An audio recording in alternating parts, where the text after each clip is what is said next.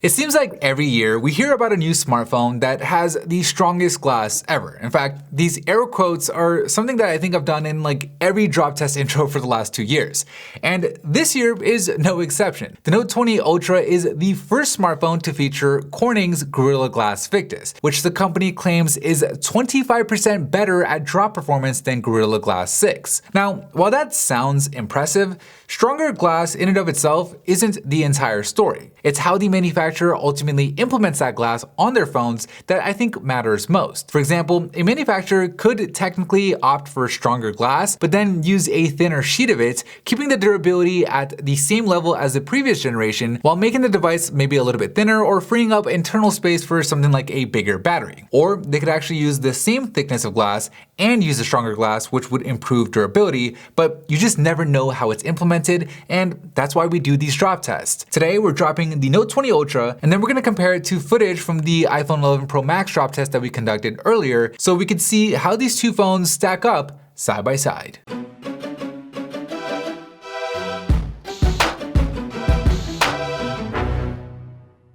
This video is sponsored by iBlazon. Smartphones can be expensive, but that doesn't mean protecting them has to be. With the Aries case by iBlazon, for just $20, it features an unbending polycarbonate shell, a clear backing that doesn't hide the phone's design, and deeply raised bezels and corners, giving the Note the protection it deserves without breaking the bank. You can find it on Amazon by searching Note 20 case by iBlazon or by hitting that first link down below. Round number 1, backdrop. In 3, 2, 1.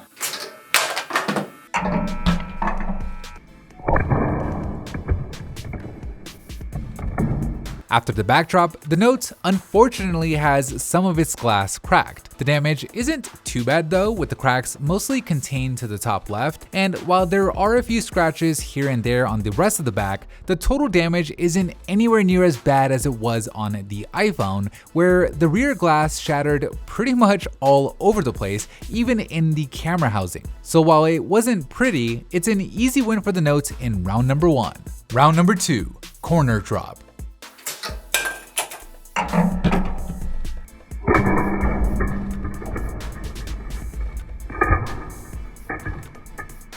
The corner drop yields similar results on both phones, with neither results being all that bad. Both phones still pass our 15-point inspection, and I'd say the only difference here is the Note's damage is just a little bit more visible, with it getting scuffed while the iPhone's stainless steel only got scratched, giving the iPhone the slight edge in round number 2.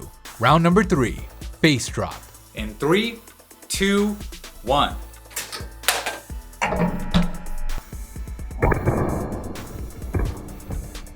After the face drop, the iPhone's glass cracked, with the damage starting at the bottom left and then spreading up to the top right. The Galaxy Note 20 Ultra, on the other hand, well, its glass surprisingly remains fully intact, which is an incredible result, with the only real damage to the phone being these very light scratches that are only noticeable under direct light like we have here. Other than that, it's a perfect result. Now, it's important to note that this is only a sample size of 1. Unfortunately, it isn't sustainable for us to conduct the multiple trials that we want to do, but still, a really impressive result for the Note, giving it the win in round number 3, bonus round.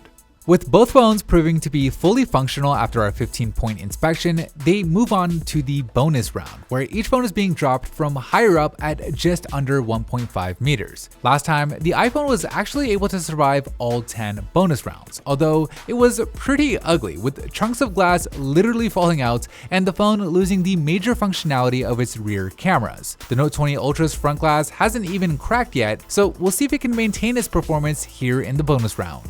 In 3, 2, 1.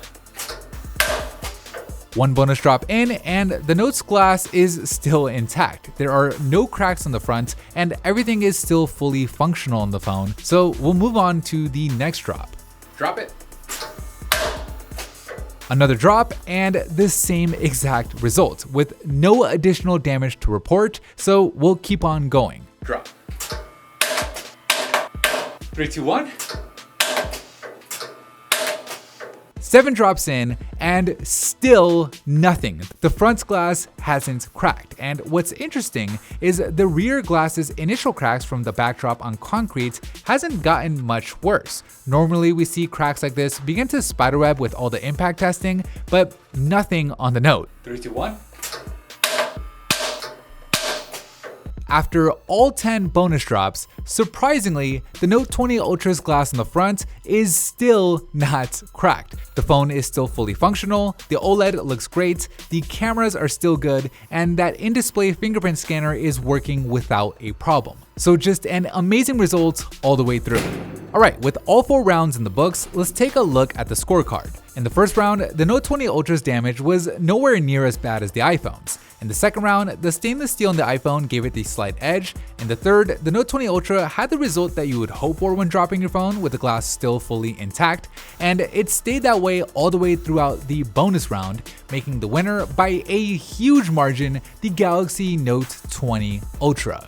Anyways, that is it for me in this video. Thank you guys for watching, and as always, I'll see you in the very next episode.